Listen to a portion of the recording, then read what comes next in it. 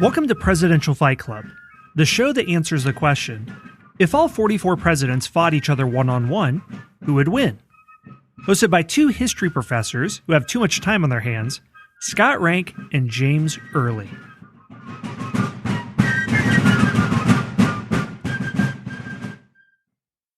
Welcome to the second fight of round two, William McKinley versus William Henry Harrison. James, tell us about our returning champion, William McKinley. Okay, well, some of this information you covered in his first fight, but McKinley volunteered for service in the Civil War when he was only 18. And at the time, he was weak and sickly, and he had no combat or fighting experience.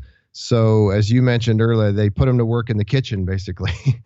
But he was a commissary officer. Or actually, he wasn't an officer at first. But anyway, his job was to make sure that the soldiers had food and water. And he had to sometimes, when he delivered food and water to the soldiers, he had to do this in the middle of a firefight. And he was having to dodge bullets and try not to get killed. He felt like he was going to die really soon, but he was not nervous or afraid. He was serving his country and his countrymen. And he believed he would die doing what he believed in. And so he was very good at that, and he got promoted, and eventually he did serve in combat. He rose to the rank of major, and his commander, Rutherford B said that he showed unusual and unsurpassed capacity. So he started out in the military very weak and pale, but he came out strong, healthy, and confident after the war. So that's basically it. He's not a tall fellow. He was 5'7", pretty chunky by the time he was president, although when he was younger, he wasn't quite so corpulent, shall we say. But if you've been through the Civil War and you're still alive, you must be a pretty darn good fighter. So that's what I have for McKinley.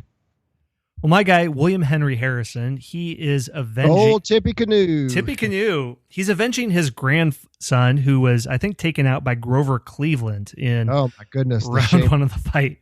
William Henry Harrison, if you know anything about him, he's a trivia fact for having the shortest term of any president for 30 days because he decided to show his tremendity to the people to give his inaugural speech outside during a freezing rainstorm without an overcoat or hat or gloves.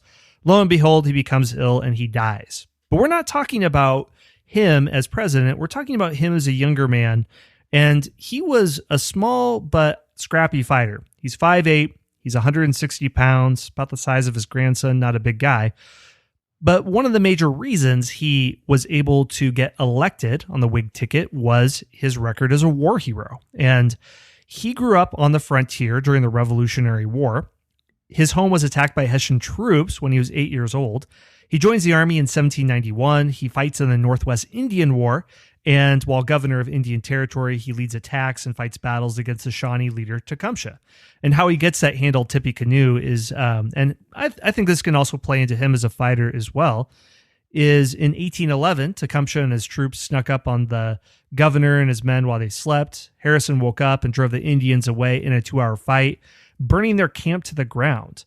He led the charge and fought in hand-to-hand combat as a governor, and he briefly quit and joined the army for the War of 1812. He became a national hero by taking back Ohio, Indiana, and Detroit from British and Indian forces and won a decisive battle, victory, where Tecumseh was finally killed.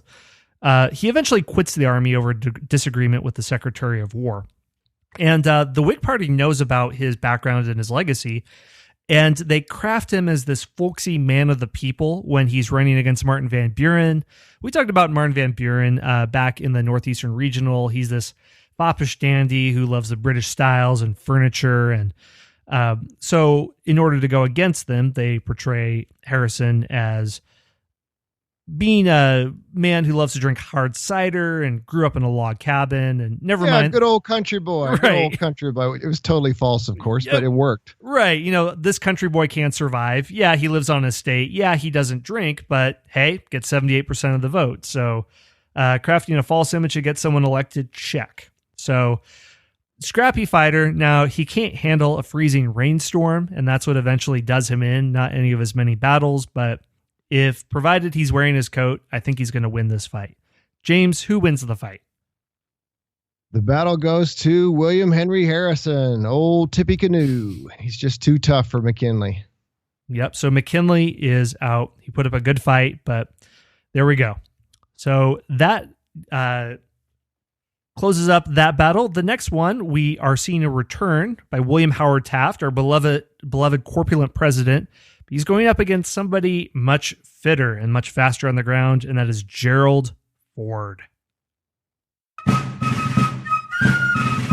Thanks for listening to Presidential Fight Club. If you'd like to download your own printable bracket sheets for each regional tournament so you can guess how the tournament will go, check out presidentialfightclub.com. We'd appreciate it if you could rate and review us on Apple Podcasts as well. Thanks for listening, and may you fight with the stamina of Teddy Roosevelt, the courage of George Washington, and the reach of Abraham Lincoln.